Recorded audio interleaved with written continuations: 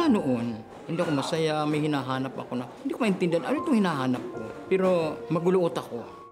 Kasama ang kanyang asawa, nagsimula si Melchor ng negosyong pagtitinda ng kakanin na naging malaking tulong para sa kanyang pamilya.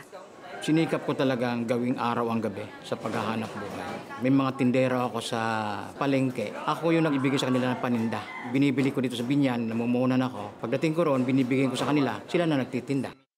Lumipas ang ilang taon, kasing siksik man ng malagkit na kakanin ang kanyang pangarap, unti-unti itong bumagsak. Dumating yung time na yung mga tindera ko hindi na rin nagbayad sa akin. Sabay-sibay silang hindi nagbayad. Sabi nila wala raw benta. Sa gitna ng kanyang sitwasyong dinaranas ay ang pagbisita ng isang pastor sa kanilang tahanan. Nung makarinig ako ng salita ng Diyos, actually hindi ko naintindihan yun Pinupunta na ako lagi ni Ramon. Sinisira niya ako ng Word of God. Hanggang sa tinapat ko siya. Sabi ko, Ramon, kahit anong gawin mo, hindi mo ako madadala. Sabi niya sa akin, ibigyan na lang kita ng Bible. Basahin mo ito pag may pagkakataon ka. Isang mabigat na katotohanan ang kinaharap ni Melchor nang tuluyan ng bumagsak ang negosyong kanyang ipinundar. Pabayaan ko na yung mga negosyo. Hanggang sa ang naging hanap buhay ko, ako na mismo yung naglalako. Dumagdag pa sa kanilang suliranin ang paglipat nila sa maliit na tahanan na ipinagtataka na ng kaibigan nila. Wala na. Ano nangyari? Sabi ko, wala. Hindi ka ba nangihinayang sa mga nawala sa'yo? Sabi ko, hindi naman.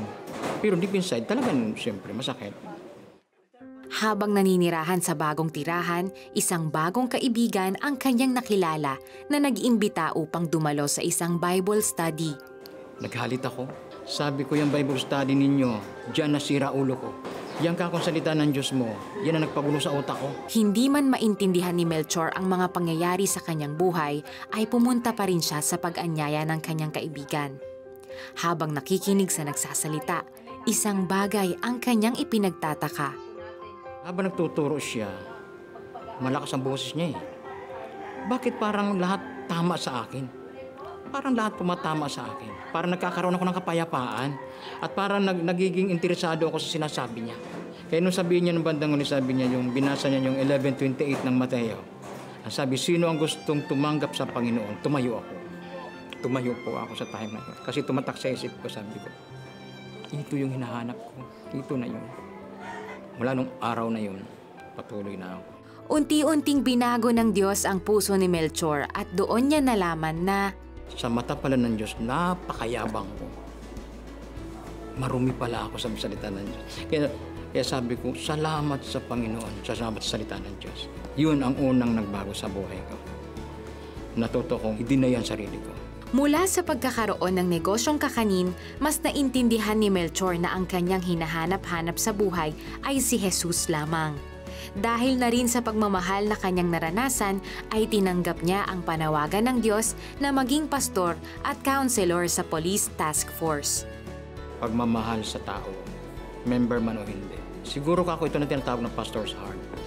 Na hindi ako nagpapastor sa kanila dahil gusto ko o dahil may gusto ko. Kundi yung mahal ko sila. Nagkaroon ng kapahingahan yung aking buong pagkatao. Kapayapaan.